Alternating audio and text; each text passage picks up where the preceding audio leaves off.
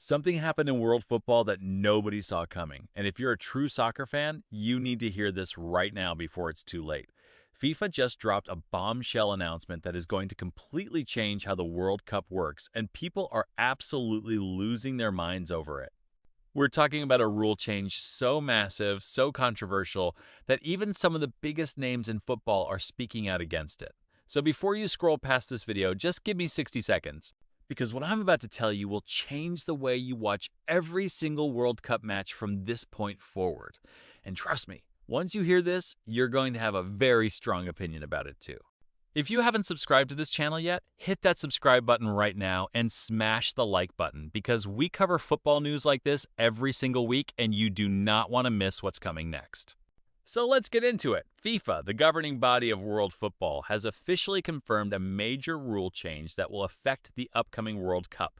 And this isn't just a small technical adjustment or a minor tweak to the offside line. This is a structural change, a philosophical shift in how the game itself is going to be played at the biggest stage in all of sports. The World Cup is the most watched sporting event on the planet with billions of fans tuning in from every corner of the world, and FIFA has decided to shake the entire foundation of how this tournament operates. Now, to understand why this is such a big deal, we need to take just a moment to look at the history of the World Cup format, because that context is everything. For decades, the World Cup followed a tried and tested structure. Teams would compete in group stages, then move into knockout rounds, and the best of the best would eventually meet in the final. It was a format that fans understood, that coaches planned for, and that players trained their entire careers to compete in. It wasn't perfect, but it worked. It created drama, it created iconic moments, and it gave smaller nations a real chance to compete on the world stage. But FIFA has been making waves for a while now. Back when they announced the expansion of the tournament from 32 teams to 48 teams for the 2026 World Cup, a lot of people had concerns. More teams means more matches, more travel, more physical strain on the players, and a longer tournament overall. Fans were divided. Some loved the idea of seeing more nations get a chance to participate. Others worried it would dilute the quality of the football. And that debate is still going on today. But this new rule change takes things to an entirely different level, and it's not just about how many teams are in the tournament. Here's what FIFA has now officially put on the table. The new format being introduced changes how teams advance through the group stage in a significant way. Instead of the traditional group format where teams play each other in a round-robin style and the standings determine who moves forward, FIFA is experimenting with a structure that critics are already calling unfair and potentially damaging to the integrity of the competition. The details of the proposal, which have been confirmed through official FIFA communications and widely reported by major sports outlets, reveal a system that could allow teams to advance through the tournament without necessarily earning it through pure sporting merit alone. The concern being raised by coaches, players, and football analysts around the world is straightforward. When you change the format of how teams qualify and advance, you risk creating situations where teams might be incentivized to play defensively, to avoid risks, and to essentially manage results rather than playing to win. This is something football fans absolutely cannot stand. Nobody wants to watch a team park the bus for 90 minutes because the math works out in their favor. Nobody pays for a ticket or wakes up at 4 in the morning in their time zone to watch teams play not to lose instead of playing to win. And the players themselves are starting to talk.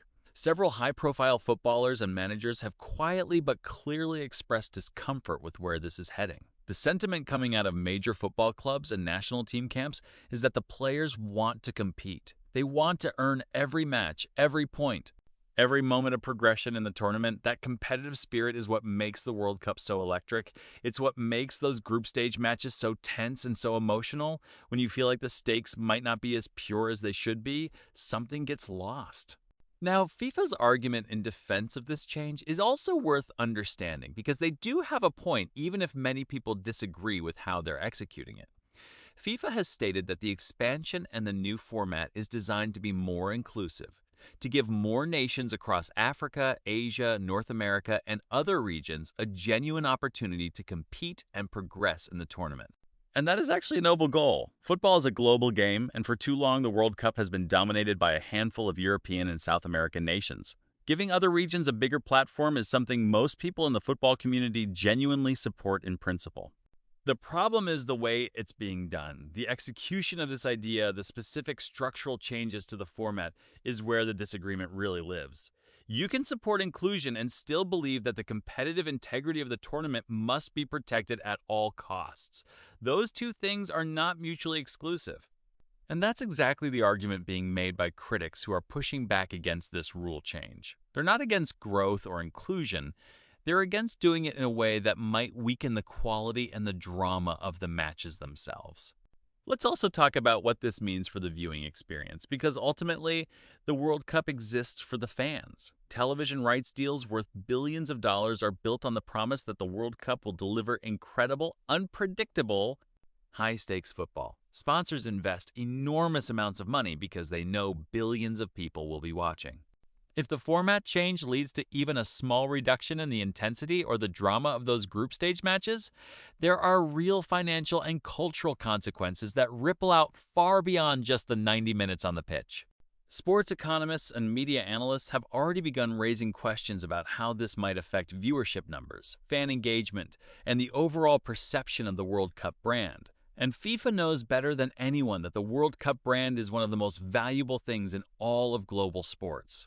Protecting that brand while also modernizing the tournament is an incredibly difficult balancing act.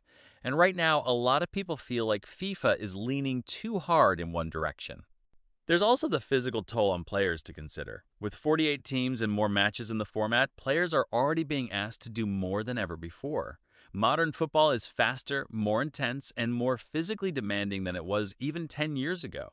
Club seasons are getting longer. International windows are increasing, and now a World Cup that stretches even longer.